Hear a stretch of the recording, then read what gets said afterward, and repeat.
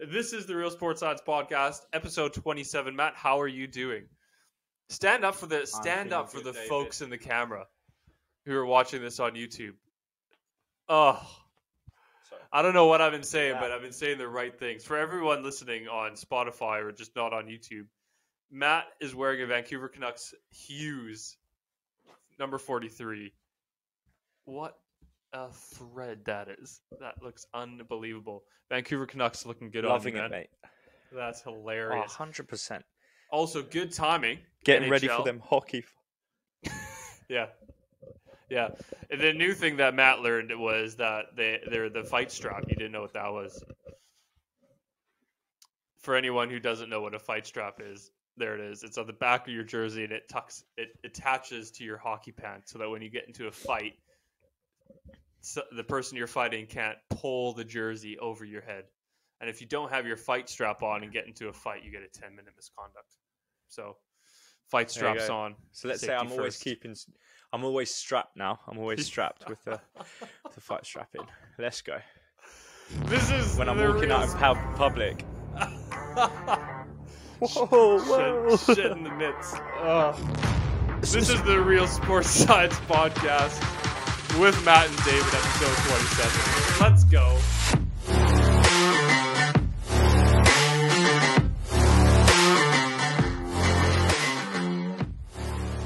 We have an absolute banger of an interview today. Tom Swales, the first Canadian on the podcast, and definitely not the last Canadian. It was so nice just hearing my own accent on the other side of the call. Wasn't it, Matt? It was indeed. I felt very out of place. I've sounded extremely English to myself. Yeah.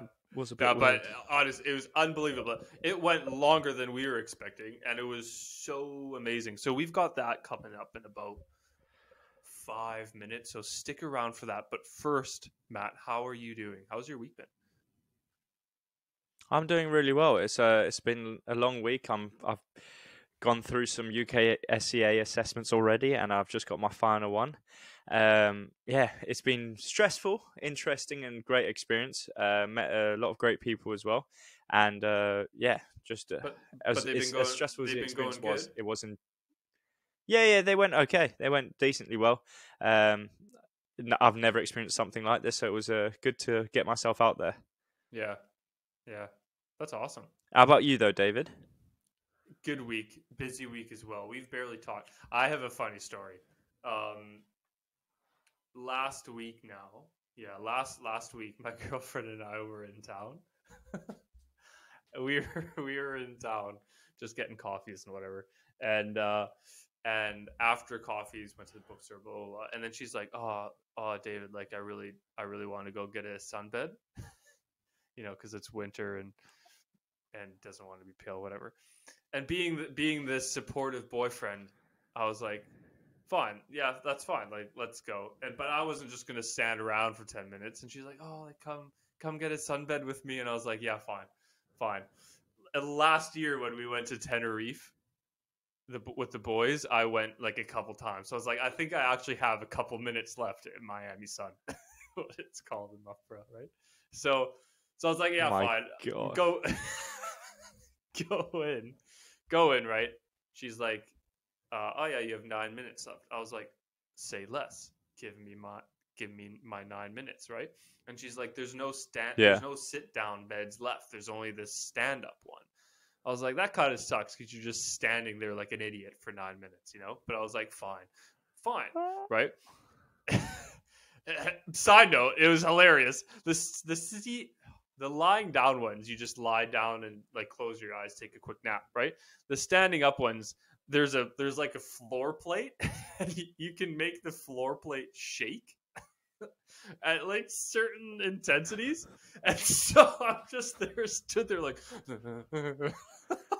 it was hilarious. Mate, what? Is it at least in a private room? It's not just right by the window of the shop and David's just there like... Yeah. My belly's just like... Yeah.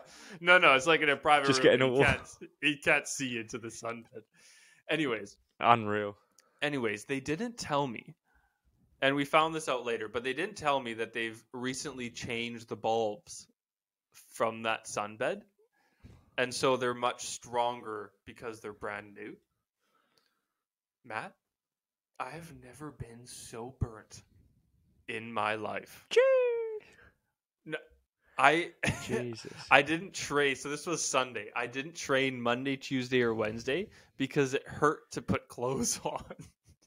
50 Shades of Red with David. Hello. One shade of bright red. I was stressing out Sunday night. I was like, I can't go into public looking like this. I'm glowing.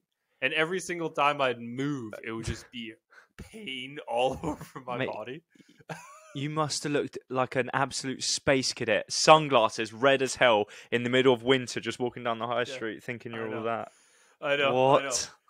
It was I've never been so burnt in my life. And everywhere. Everywhere. Yeah. It was brutal. My chest is just peeling off at the moment. I'm really brown now, though, or browner than I was. But let me tell you, that was not enjoyable. Yeah. No, it wasn't. Not as enjoyable as what we've got coming up, David. What a transition. You're absolutely right. Matt, why don't you take us So who do we have coming on?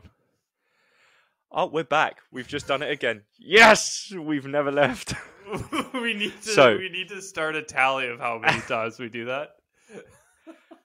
So this episode, we've got Tom Swales on, who I had not previously met or known who he was until David told me about him, and I was just thoroughly looking forward to it. And it was not until I hopped onto this call, this call, that I just thought this was going to be a great interview, because he hit it right off the bat, started talking, and from then we just started learning, didn't we, David?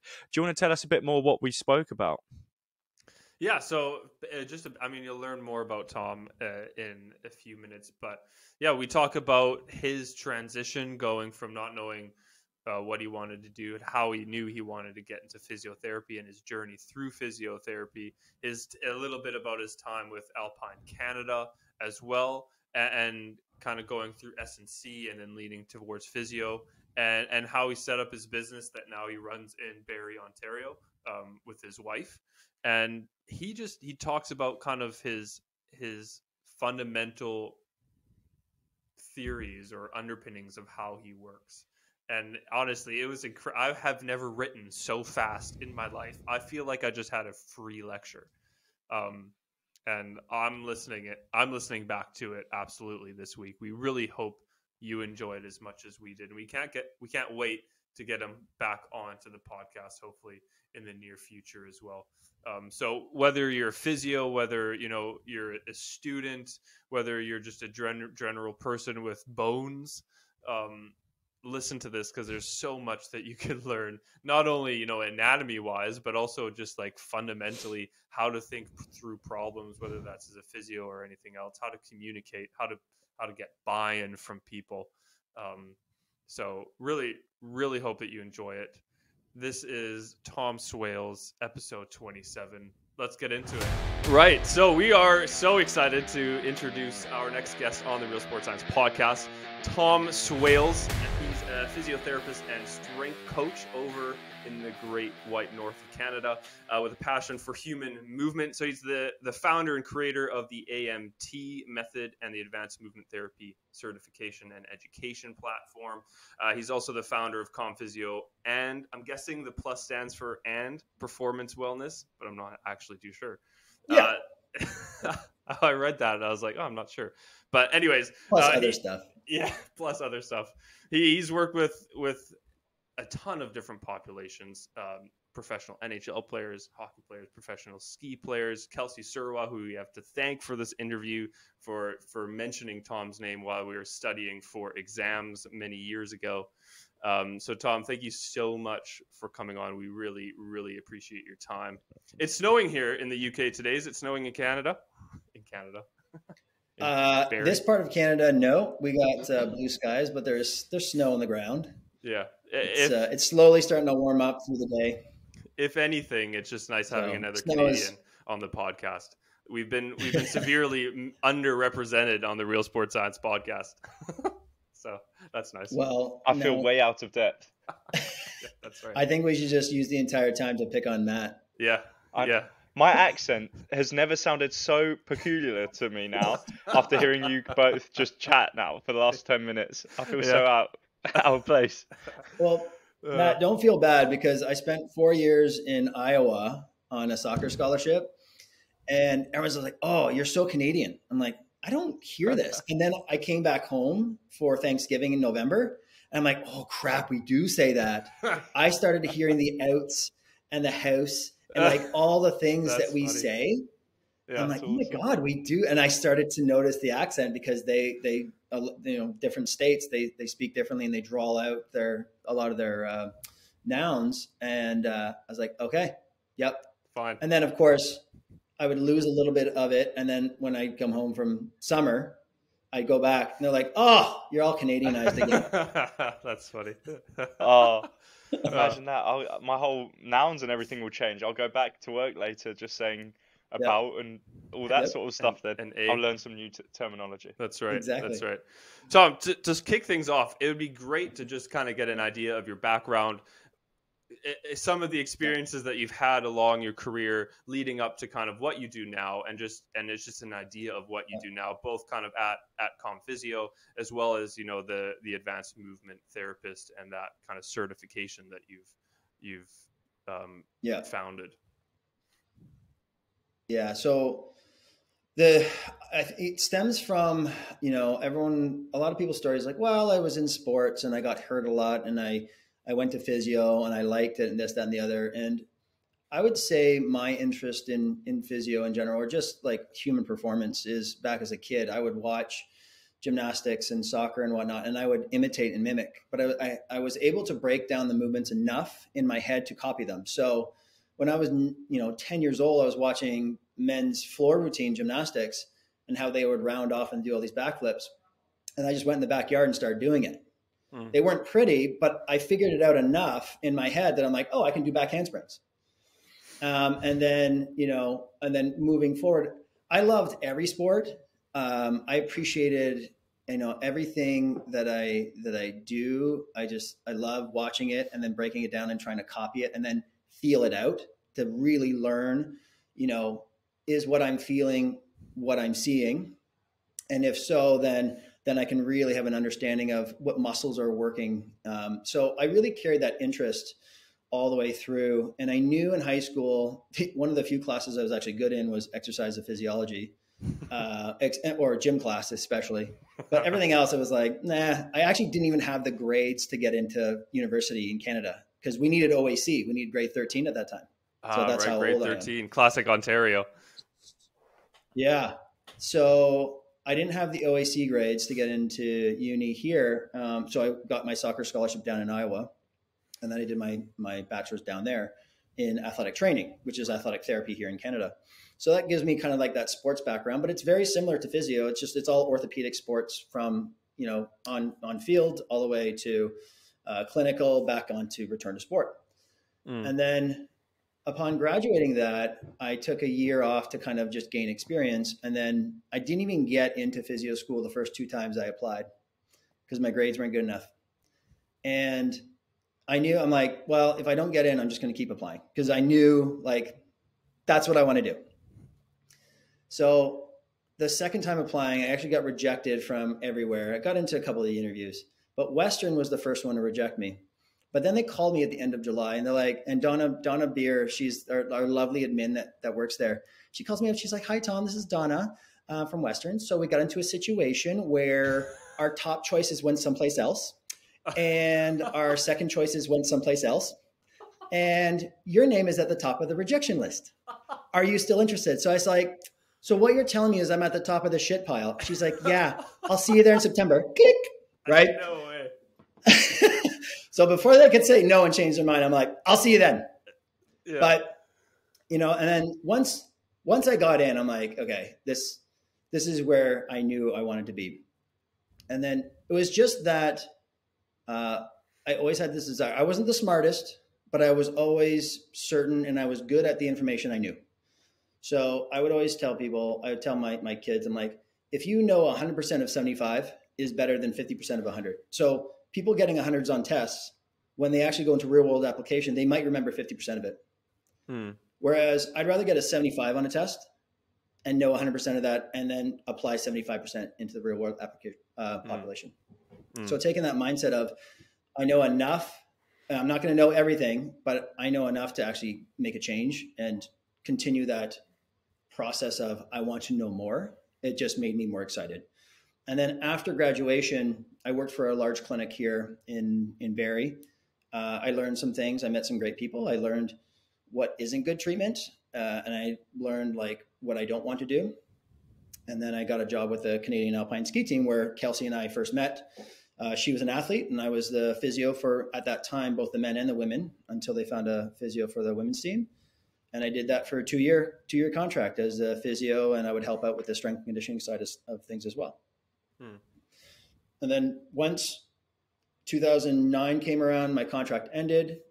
I found a great mentor. There was a local physio, Doug Freer, who I knew that if I wanted to really jump to the next level, that's who I knew I needed to be with. And he taught me a lot to see things differently, even outside the realm of physio. And then my beautiful wife and I, we opened 3 years later our 5,000 square foot facility, Concept of Movement, and we've been here for a decade now. And it's been great. We've started where Kylie was at the front desk. We had 4,000 square feet. I was the only physio. We had 2 movement coaches, 1 massage, and we would work from 7 to 7. And we had our little dog at the front. She would be there 12-hour days for like the first year almost. And then all of a sudden, a really great physio found us. She's like, "Hey, I want to work here." Like, please, yes, right? Because we were busy. We were busy right off the hop, which was great. We were very fortunate. We were 12-hour days and a 2-week waiting list. Wow. And now we've just grown by kind of keeping this culture and this mindset of what we do is never good enough. Like, there's always room to be better. There's always room to learn more new information. There's always room to provide better service. And with that mindset and, carrying through the entire clinic, and we all teach and we all do mentorship every week. We do masterminds every 4 weeks or every quarter. Everyone wants to learn. Everyone just wants to be that top clinician, which is great. And everybody wants to teach everybody and show what they know. And that's created this, systematic system of learning. And it just makes it exciting. So, I've done over like 100 courses and certifications, and then it gets confusing and convoluted, but we'll get into that later. But we've got now 20 staff and 5,000 square feet, and we're one of the top rated clinics in the Barrie area, north of Toronto. I mean, just wow. First of all, wow, that was amazing just to listen to all of that. And I just want to say, like, it's amazing to hear, especially that as you said, everyone wants to keep learning and to develop an environment from something so small and to make it into everyone is on the same page trying to just improve on themselves is a great thing to hear. So that's amazing. And I just wanted a quick question. You talked about you did a bit of strength and conditioning as well as physio, and I was wondering how did you find balancing both those sort of aspects? Because we hear a lot about the role conflicts between physio and S&C coaches sometimes, and I just wondered, like, how was it? So we had our head strength coach, and then at the time when I was at the developmental team, budgets aren't always as good as the World Cup team. So one of the assistant coaches, who's a good friend of mine, and he's actually out in BC, he took over like the strength and conditioning side of things. So he was the assistant coach on hill, but he was the strength and conditioning coach off hill, and then we kind of split that. But we had a head strength coach, sports scientist, Dave Ellis, who oversaw all of the programming from remotely. So he would kind of handle all of the men and women's programming. So there was a hierarchy. Now, I still do contract work. I was just in Chile with the World Cup team for a couple of weeks with 2 of the athletes. And I've come to realize now, and same with, my friend Andrew, who's now actually the head strength coach for Alpine Canada.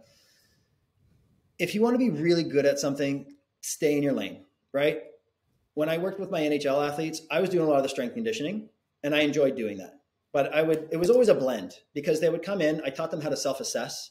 I developed something what's called a SAM scan, a self-awareness movement scan. They would look at their cerebellar functioning. They would look at balance, mobility, global flexion, extension. So they do these whole body scans that took maybe 90 seconds.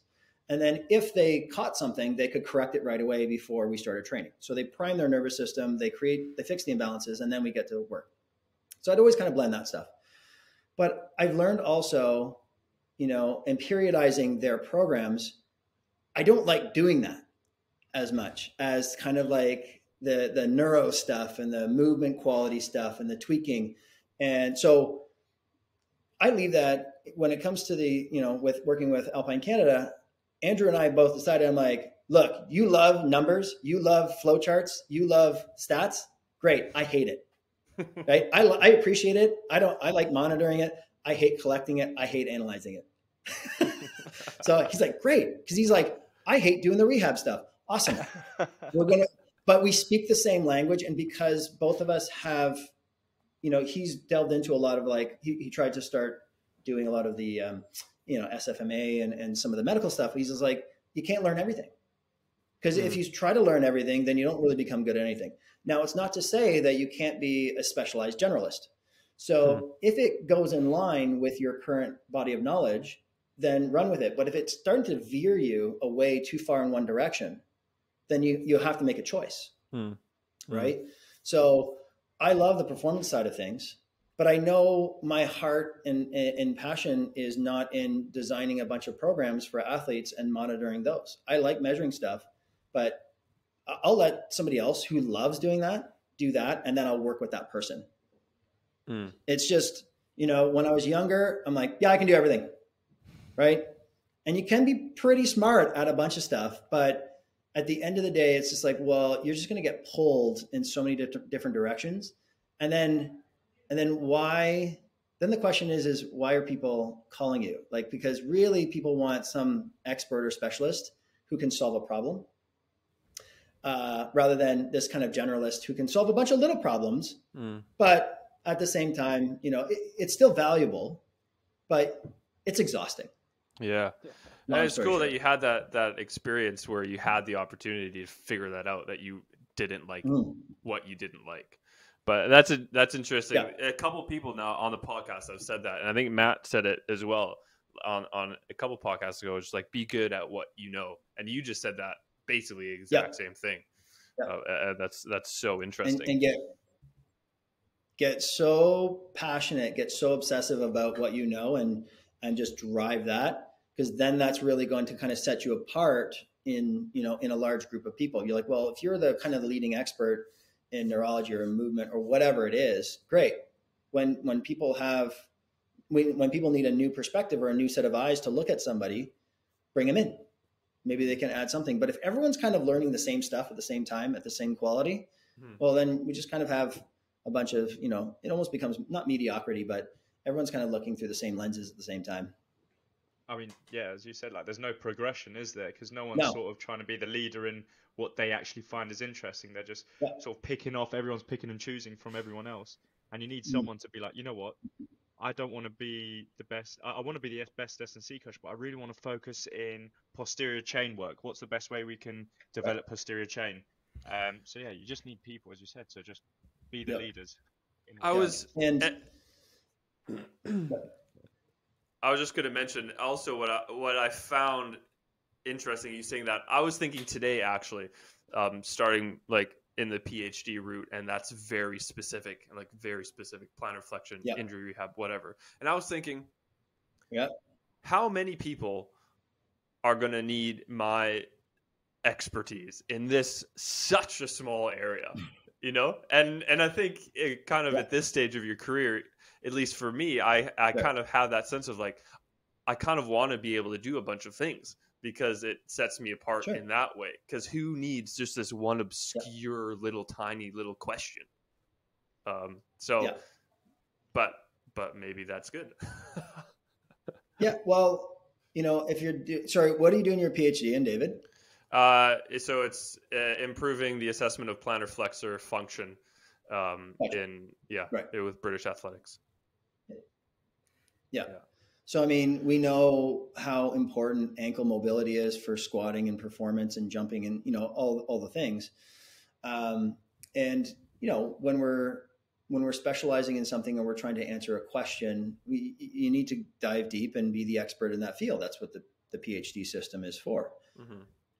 I think maybe at the end of it, you might, and I don't know if you do it now, but when I see an ankle sprain or some kind of plantar fasciitis or an Achilles issue, I zoom out to be like, well, what's the balance like? What's the hip doing? What's the neural tension? What are the myotomes? What's the neck position? What's the rotation like?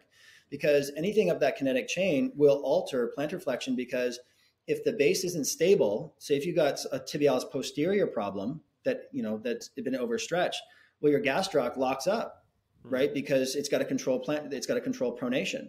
Because if we overpronate, we start to drive into the knee, and then we lose the hip, and then we cause low back issues. We cause instability at the kinetic chain. So having that generalized knowledge allows you almost to be better at that specific one thing. Yeah. Right. So that's where you got to be kind of a generalized specialist. Right. Because when people say, well, I'm a knee guy, or I'm a hip guy, I'm like, yeah, but there's so many other things that attach an influence to that part. How can you say that you're just going to treat knees? Right. The knee, if it's painful, is typically the victim. It's typically the area where you're driving forces into, right? If you got a knee that's rotating, well, I want to know what's happening at the foot. I want to know, do you have proper dorsiflexion for push off, or are you doing something weird at the hip? Do your hips rotate? Because if your hips don't rotate, you start to rotate through the knee. Do you have a stable hip where the deep five are reflexively locking the hip in so that you can actually maintain control? If not, you overdrive the quads and you drive into the knee. So like there's lots of things to look at. Is it neural tension? Do we have an L3, L4 myotomal issue where we've got some chronic low back issues that's pinching the nerve roots that actually supply the knee or the hip? Right. Like that's all going to cause knee pain. You're right. Right. So this is why I love the profession, is because you don't, we can look at things so many different ways, and we can treat in so many different ways, and you can learn all these things and put it into your scope of practice. But at the same time, it makes it tricky to be like, well, what do physios do? Chiropractors, we know what chiros do. They're spine experts, right? Well, right. Fix spines. Okay, great. Physios are like, is it massage? No, not quite. But we do soft tissue stuff. Are we movement experts? Sometimes, right? It really depends, but it's up to the practitioner to kind of specialize themselves inside of that very broad field. Sure. Yeah. Oh, that is very interesting.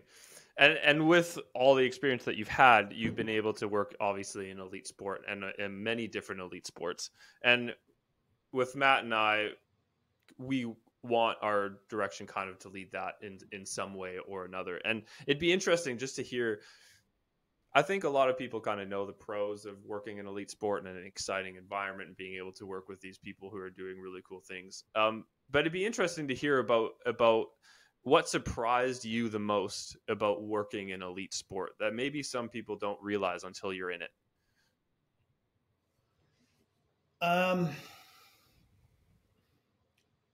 The nice thing is the level of dedication. I don't have to motivate them. Right. I don't have to tell them, well, if you don't do these exercises, here are the consequences. So that was a refreshing part. Athletes can get in their heads a lot, probably a lot more, especially if something doesn't feel right or if something didn't happen the way it was. I've been fortunate. The athletes I worked with, they were very smart athletes. They wanted to learn about their body. They empowered themselves by learning. I would take every opportunity to teach them about what's going on. I would treat them like a student, show them like, hey, see how this feels different? Yep. Okay. See how the neck is influencing your hip? Yep. Okay. We need to stabilize the neck. Oh, okay. So now they start to take control and they stop leaning or depending on me. My job primarily, especially with the athletes, is my job is to put myself out of a job. If I can teach you to be self-sufficient, to know what you need, to have a form of self-assessment, then you don't need me. And then if something isn't working, then we'll troubleshoot that together. And when I did the camp with Val Grenier and Mitch Gagnon out in Chile, the Alpine Canada hired me to kind of like troubleshoot some stuff. They had some issues going on that they couldn't figure out. And My first thing I said to them, like, look, my job is to put myself out of a job so that you don't need me. And they're like, what? I was like, yeah. Because if you can We self-manage just this, flew you down here. What are you talking then about? you We have- don't need you. you have 100% control over your destiny. You don't need to rely on, I need dry needling, or I need soft tissue release before I go ski. You don't. But if you've got the tools and the knowledge to manage it, then you're good. Like, you can't get rattled.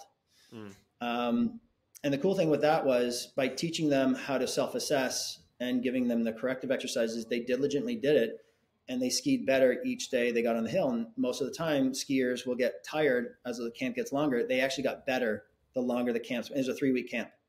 Wow. And it was really, really cool to see. So then the coaches are just like, what the hell are you doing with them? So I'm teaching them. Right. I've got this system, and I'm teaching them this system, right, of how to kind of fix themselves. And here we found some imbalances, showed them where it was, showed them the problems, and they're doing their homework. And then it's translating to the hill. And then we're doing some, visual and vestibular activation on the hill before they ski, and they're getting faster. Great. And they're not blowing up their backs, which was awesome to see too. So athletes are a lot of fun because they know the end result. If they don't put in the work, the right kind of work, then they don't get the medal. Okay. Clients, the general population, most of the population we work with, we're very lucky. They're very motivated. They want to learn. They don't want passive treatment, right? There's like, teach me about me. Awesome. We put them in the gym with the movement coaches, come back, we reset some stuff. But oftentimes, because there's no goal, there's no end goal, there's no kind of progression. Sometimes they're like, well, I don't see the point in this. Well, but you wanted to pick up your child without back pain. Can you do that? It's about a 50-pound kid.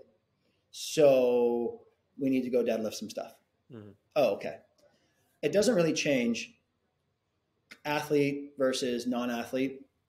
It's really in, can you build that trust? Can you create that communication and connection with them? And if you're doing a good job, you can teach them why they need to do things, why the problem's there in the first place, and then why, they need to do what they need to do to get to the end goal. And sorry, I was just wondering, at what point in your career did you sort of get that realization of, actually, I want to be teaching these athletes? Like, was it a certain moment, or how deep into your career were you until you realized that?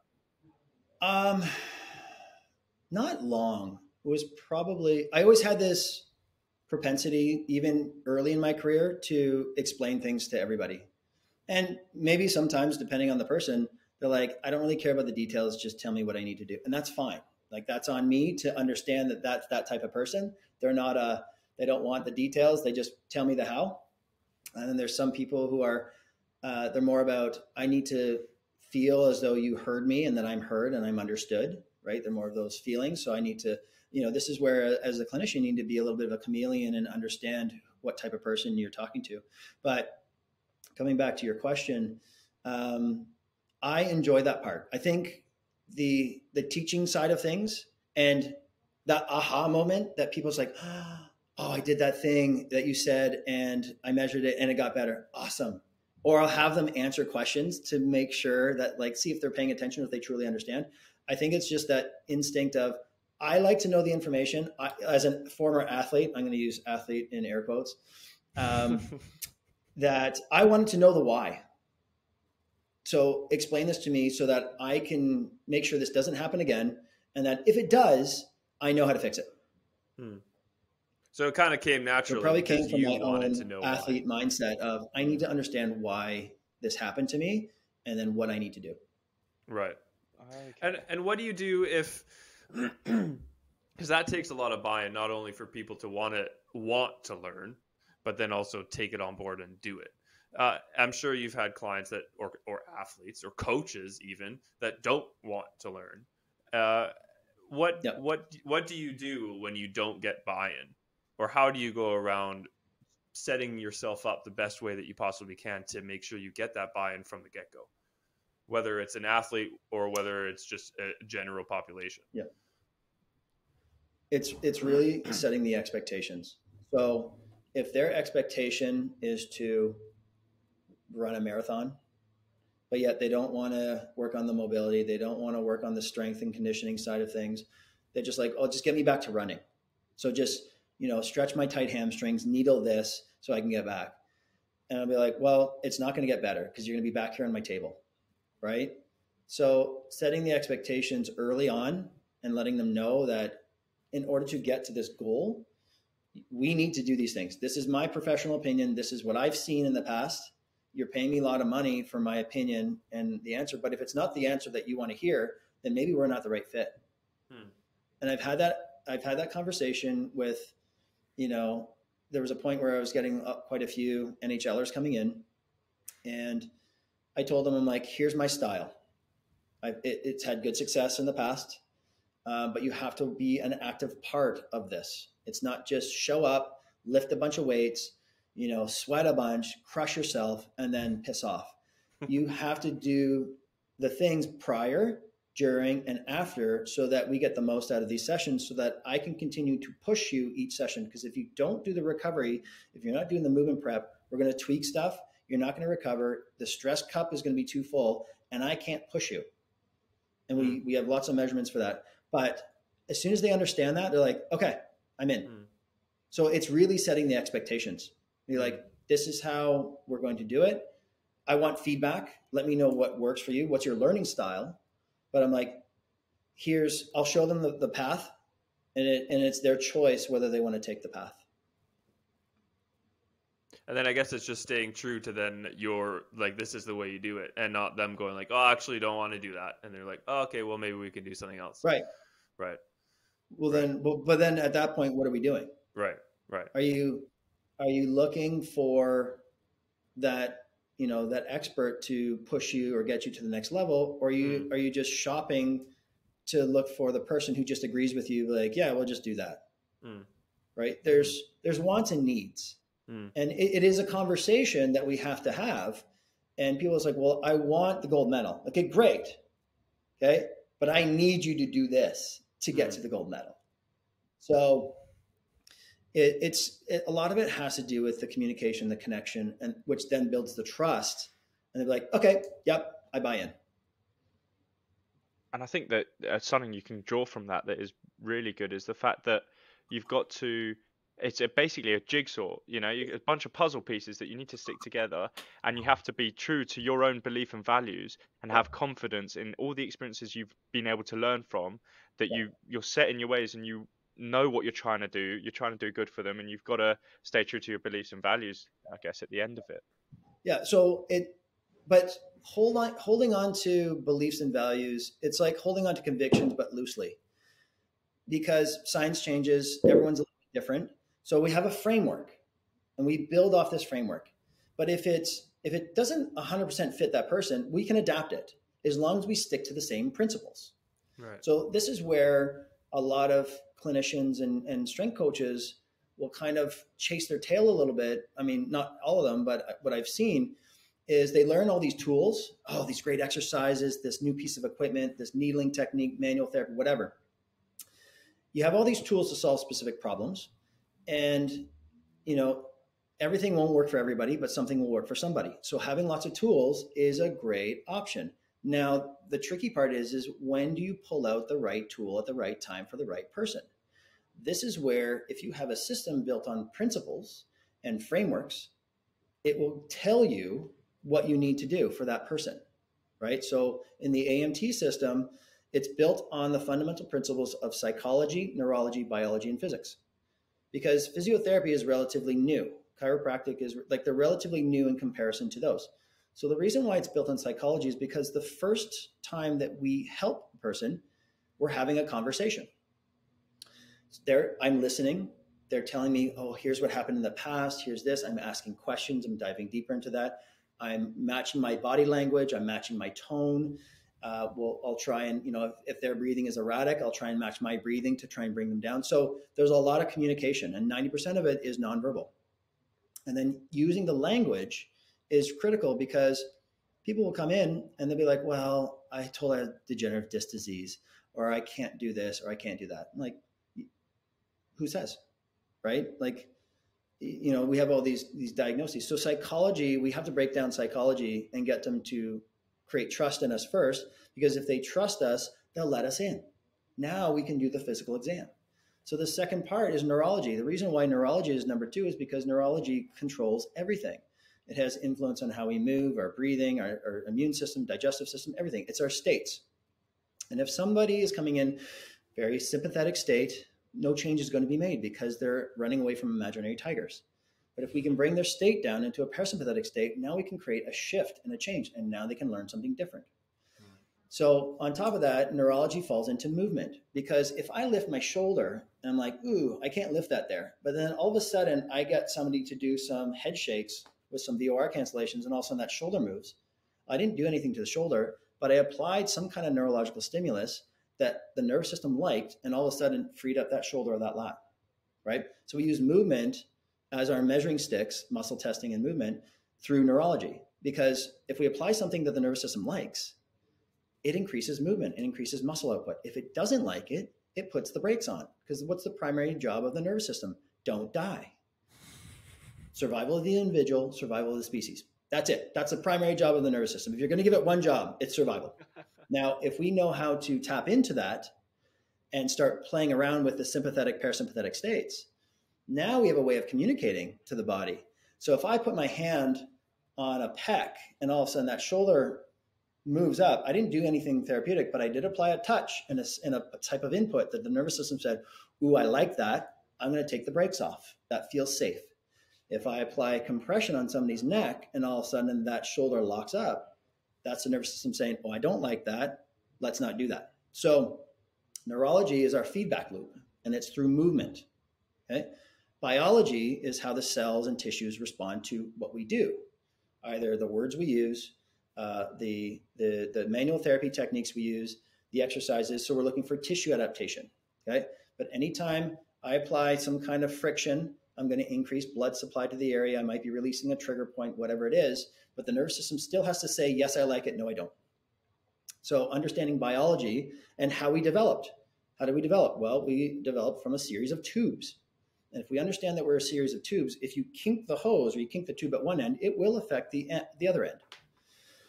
So understanding how we developed in the embryo, and then how we develop from a motor perspective from the ground up, because babies are on their back, moving around, rolling around. That's where all the programming is developed. And it's through sensing first. We are sensory beings first. We respond to our environment. So children who don't have a very exciting environment, they move and they walk later in life. But if there's lots of things around and lots of motivation for them to go after, especially small things to put in their mouth and choke, they move faster, right? And they talk sooner. This has been shown. Children who move a lot talk relatively sooner, okay? Because language, especially the part of the cerebellum, lateral cerebellum, is attached to language and behavior. And then we go into physics. The reason why physics is because there's laws that govern our world, our three-dimensional world. So we have laws that govern the physical world, and then we have quantum physics that looks at energy, matter, vibration, frequency, and vibration, frequency, and electricity. So if we understand how physics work, then it makes it easier to understand, well, if somebody has this overuse injury, so for example, if somebody's got this right low back issue, but their hip doesn't rotate and their T-spine doesn't rotate, guess where they're rotating into? The low back. Well, that overuse injury is actually a misuse injury, and we've accumulated too much energy into the facets on the right side of your lower back because your hips don't rotate and your T-spine doesn't rotate. So your body created a compensation elsewhere. And then what do? Oh, let's just go massage the back. Yeah, but if we redistribute those forces into the hip and the T-spine where they're supposed to go, the back goes away, right? It's coming back to the same knee. If you got a knee that works great, but you don't have an ankle that works great and you don't have a hip that works great, guess where all those forces are going? They're driving into that meniscus. Now we have a overuse injury. Like, no, it's not an overuse problem. You didn't take twice as many steps. Maybe you're overusing it because you're driving forces abnormally into it, but it's not because you took 20,000 steps on the right and you did 10,000 on the left. Right? And then the last part of this, I'll close this up. So looking at physics, so when you look at Newtonian physics, where it's all matter, and then you look at quantum physics, where it's vibration, frequency, and energy, well, thoughts create different frequencies, which create different signaling electrically in the brain that creates different responses in the body. So now we've got quantum physics that goes back to psychology. So the AMT is built on these pillars, and it's all in this orthopedic setting. Yeah. So it's all weaved in. We don't go into detail of that, but I wanted to kind of set hey, here's principles that do not change. And now we've created something on top of those principles. You cut off at the point where you were talking about shoulder and then the neck. If young PTs and even strength coaches kind of come in with some kind of framework that you can build from, or some kind of system that you can build from, it's just going to make things a lot easier to progress. And then when you start to learn new tools or new techniques, it's easier to integrate them in. And that's again, like, not to keep going back, but that's one of the things that I saw as a clinician is the more I learned, the less I realized I knew, and the more I forgot. Because, you're kind of in this vicious cycle of, well, this one thing works for 50% of the people, I'm just going to keep using it. But if, creating the AMT, I wanted to create something that isn't going to change much over time because it's based on fundamental principles and development and motor learning and neurology. So, and then you can plug and play, and then you just test, as new things kind of develop, as you learn new things, you can kind of test it and you bounce it off that framework. And if it fits, great. And if not, we got to either find out, okay, is there a problem with the tool or is there a problem with the test? So does the framework need to kind of adjust a little bit to either integrate that new tool, or if the tool is showing that it doesn't really hold up very well against kind of like these stress tests in the framework or in the system, then maybe you just don't use it. Or maybe just put it in your back pocket. It's something that you might use on 5% of the population, but not a majority. Okay. So like I said earlier, everything doesn't work for everybody, but something will work for somebody. So learning as many things as possible is helpful because it's gonna arm you with more tools. I think the question that I have in my mind right now is we can't all come to concept of movement, unfortunately, and have you as our physio, although that sounds like it would be unbelievable and a lot of work as well. But if someone's looking for a physio, they need a physio, what would you say are maybe, 2 or 3 things that they should look for in that physio on that initial inspection to be like, yeah, actually I'm going to come back here, or I'm not going to come back here? So my answer was always before, look for a specific credential. And my opinions changed on that because I know clinicians who are really good with the credential, and I know clinicians who are really crap with the credential. So, when people are looking for a good physio is, it's helpful to see what their education is like, what kind of courses they've taken outside of physio school. So like, this is where the business card kind of comes in handy, where, look at all the letters at the end of their name. It's not just kind of like a little bit of a brag sheet, even though early on you're just like, look how smart I am. But it also helps people to look at, oh, wow, they've learned a lot of stuff. They put a lot of time in extra education. So I'm going to go see them. But any good clinician should do things consistently. They should have some form of feedback where they can check their work.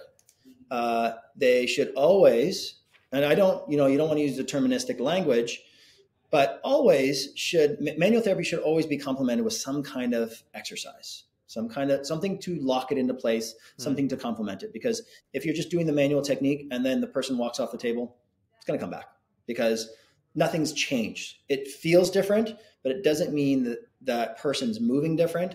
And it doesn't mean that it's going to create a change in the long run. So looking for a clinician who's well-versed, who's lots of tools in their toolbox, who consistently has some way of checking their work to make sure it's in place, having use of modalities. So some of the things that we require clinicians to come in, or if they don't have it, we provide the tools for them. They have some form of needling because acupuncture and dry needling is used a lot here. It's just come to that expectation, but acupuncture especially, I love because you can use it for, getting people to relax. You can use it for in terms of increasing blood flow, removing tension, all that stuff. Dry needling's great. It's a hammer that I pull out once in a while if I've got something really stubborn, but I don't use it on everybody. And then, having a really good understanding of movement in general, and then exercise prescription to complement what the manual therapy has done. And if you've done it right, people can touch their toes, people's shoulders, they unlock right in that one session. So there should be some ability to create change and also measure change. And it's tricky to do that because there's lots of good courses out there. Like I said, I've done a lot of them, whether they're movement-based, kettlebell, MovNat, needling, manipulation, soft tissue. I've got lots of tools. And when I go through my system, all of a sudden I'll get to this junction of, is this a joint problem? Is this a soft tissue problem? Is this a neurological problem? Is this a nerve mobility problem? And then I pull out the right tools to kind of manipulate or unlock that part of the body. And then we get that person to move and feel differently into it. And all of a sudden we measure change. So for those who are looking for a good clinician. Yep. Yeah. Say that, and then I'll ask this question. Yeah. So for those who are looking for a good clinician. Yep. Love it. It's a great tool. It's a great hammer. Yeah. But again, if we're just kind of chasing after trigger points and hitting that with a needle and not truly understand why is that trigger point there in the first place, guess what? You're going to needle it 2-3 days from now or next week when that client comes back in. So think of any modality as we're changing inputs. Okay. We are feeling beings first, even in utero. Our vestibular system has developed by the end of the second trimester. So baby's already orienting itself to gravity. So, and then in response to gravity, baby's moving around in response to gravity. And then baby comes out into the environment and it's feeling the air and the surface and it's responding to touch, mom's touch, the surfaces, their bed. So we have to understand that any modality, whether it's light touch, a needle, a modality, it's changing inputs. And the nervous system's evaluating whether this is a wanted input or an unwanted input. And we can convince ourselves through psychology that, that pain is so good. Like, it hurts so good.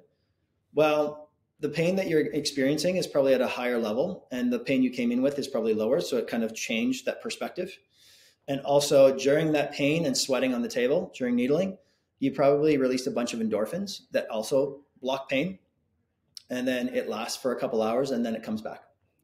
So making sure that we're applying the right inputs to the body and that they're staying and holding, and then applying the right outputs, which is the form of movement, is complementing those new input changes and that new awareness. So there's no good tools, there's no bad tools. It's just using the right tool at the right time for the right purpose on the right person.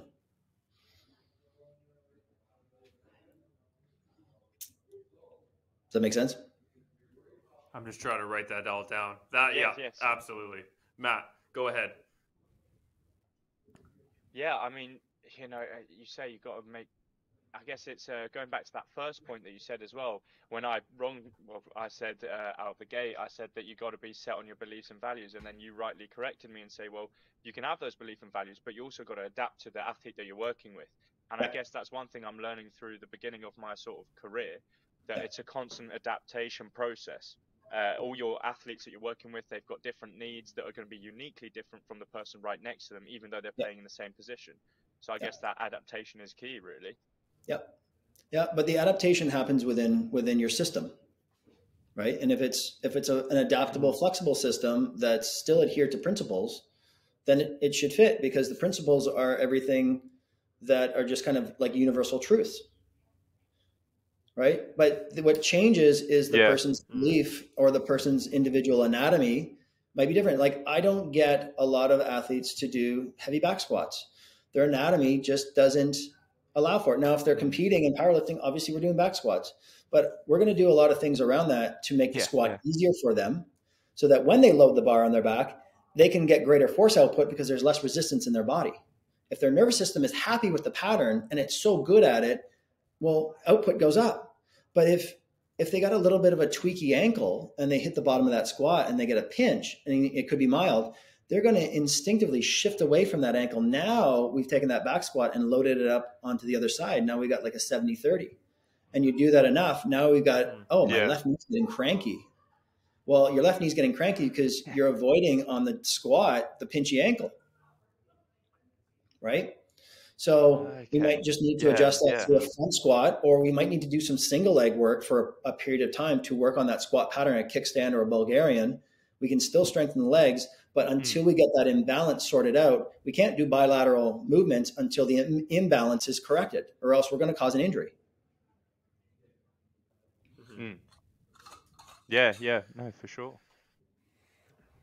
This has been an incredible time of just being able to learn from your experiences, and not only from your experiences a while ago in the early of your career, but now as you're doing the advanced movement therapy, and just of how to look at things more globally to then go in to your speciality, which has been incredible. We don't want to take up too much more of your time, because that honestly, that was incredible. I'm so happy, and I cannot wait to listen back to that. Before we finish, we have one more thing, and then Matt, you can say what you were just about to say.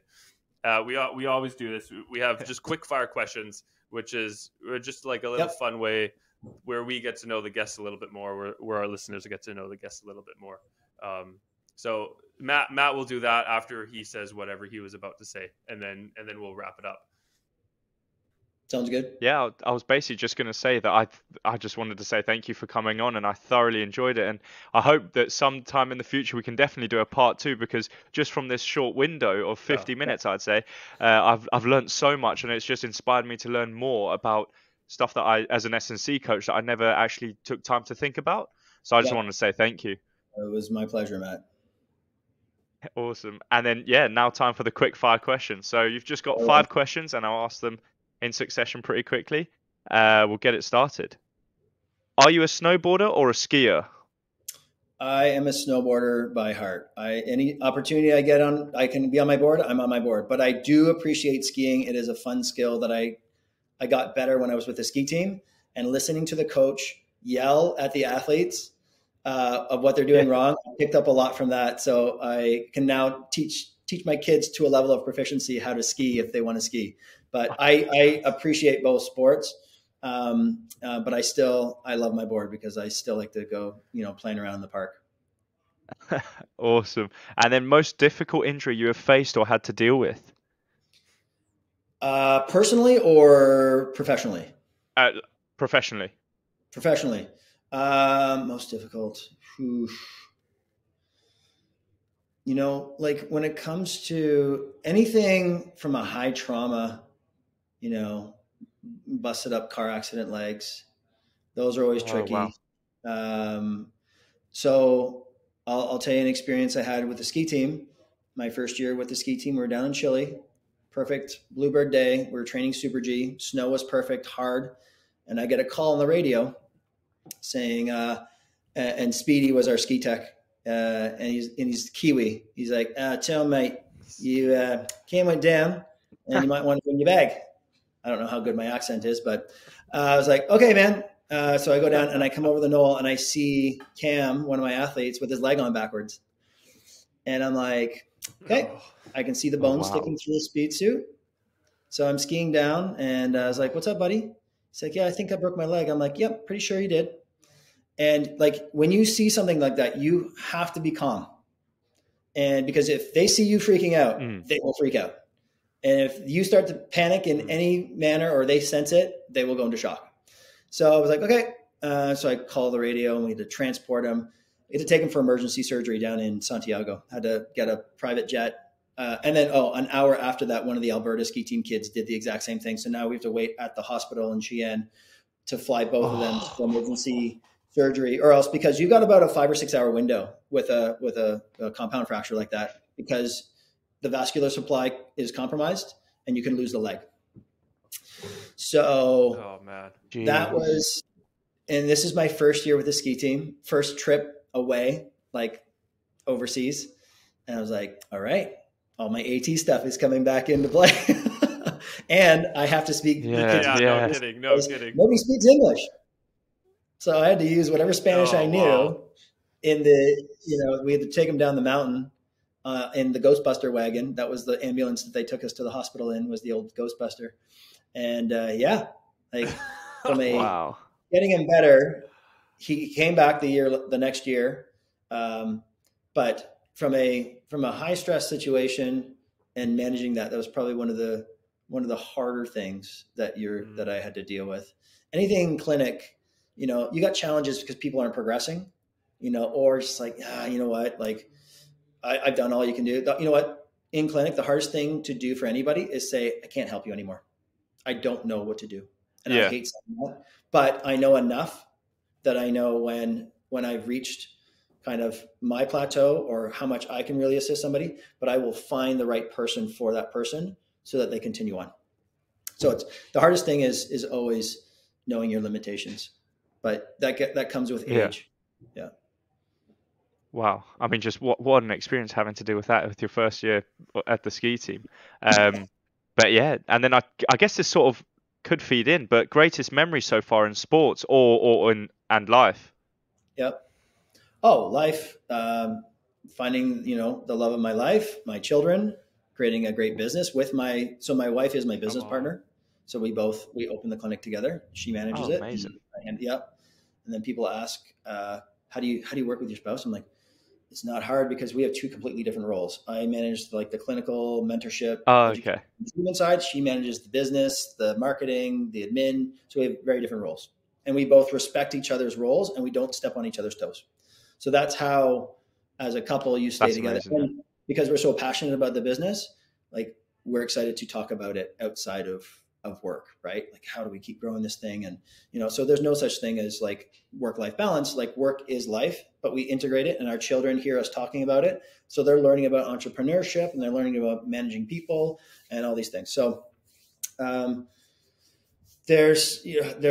have lots to be grateful for, and yeah. That's amazing. Jeez. Just dropping bombs every question you answer. It's amazing. Yeah. I guess the next one. Who's the most famous person in your phone book? In my phone book. Whew. Well, now it's David. Contact or. That's right. No one has phone books. It's obviously David now. Oh, unreal. The social media star. There we go. Let me say, Matt Valesky is probably one of my highest profile athletes that I've worked with. I worked with him for about 8 years. So it was cool getting him. It was on a referral with Steve Downey. And Matt was kind of like a bubble player, AHL, NHL. And then that year I got to work with him, he actually had his best year yet during the strike. And then he got a big contract. And then he had 2 great seasons with Anaheim, and then he got an even bigger contract with Boston. So it was cool. And he's a very smart athlete. He put in the work, but he actually learned a lot, implemented a lot that he was taught. Like working with Kelsey and Kelsey Surwa and Brady Lehman. I would put them up there. Who That's else? Awesome. Yeah. Yeah. And Kelsey is also a wonderful human being. It was so fun to get to know her. Yeah. Yeah. She so is I think a sweetheart. as a physiotherapist, she's, I think, going to just do absolutely amazing. She's going to be great. Yep. No doubt. Yeah. And then final question, this might be a bit on the other side of Canada, but if you were stuck on a desert island, what would your one item be? One item. Do I have my family with me? Just yourself. Oh, just myself. Well, yeah. We're not used to follow-up I might as well questions. just bring a kettlebell. I might as well, okay. If I can't have my family, I might as well just bring a kettlebell with me. Kettlebell. That's hilarious. He's alone, but he's gonna. Oh, that's huge. awesome. I'll just swing life away. That's amazing. Yeah, there you go. Oh, and then finally, is there anything you would like to promote, and where can people find you? Yeah.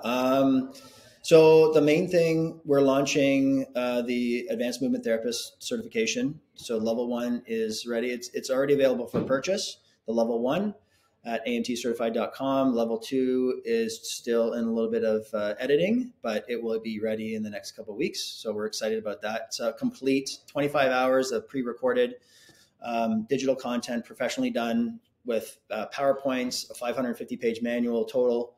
And it's really like the framework. It's the thing that we created here in the last decade. It's taken me over 6 years to put together, and we're really proud of that. So I had a great team around me to kind of refine it, and so we're super. And this is for anybody who's a movement expert, who's interested in movement, who trains, rehabs.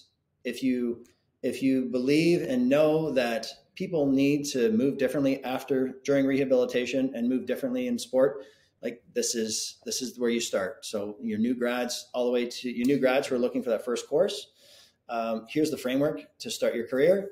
And for clinicians who are 20 plus and they've got so many tools and they want to simplify things, here you go. So it works across a lot of spectrums, a lot of different professions, and anybody who works in the movement science field. But you can find me at my Instagram is swales.tom. My YouTube is Tommy Swales. I do a lot of long version videos on that, so you can clip off a lot of things like that. A lot of free content on the amtcertified.com, as well as some shorter courses as well. That's amazing. And if you're in the Thank Barrie you or so much. in the Toronto area, Com Physio, it's in Barrie, right? Yeah. Yeah. So Com Physio is the clinic name in Barrie. So it's in 45 minutes north of Toronto, 5,000 square foot physio and sports performance facility here. And yeah. Awesome. Definitely get on following Tom. I've thoroughly enjoyed following and stalking Tom, as he said earlier before we started recording. The last, 5 years since 2019. Some great content in there. So, Tom, we really, really appreciate you coming on. This has been incredible. If there's ever a chance that we get to cross paths again in any type of way, that'd be amazing. But we really, really appreciate your time for coming on here. That honestly it was incredible. So thank you so much.